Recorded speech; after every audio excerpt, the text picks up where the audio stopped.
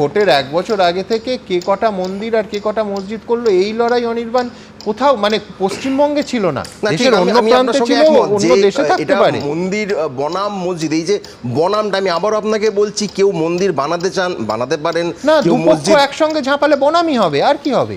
এবার এইখানে আমি বলছি বনাম জায়গাটা কেন এলো। দেখুন, এই যে অপর এককে আরেকজনের উল্টো দিকে দাঁড় করিয়ে দেওয়া, এই জায়গাটা তো আমরা কেউ দেখিনি এর আগে, বা আমরা চাইও নি।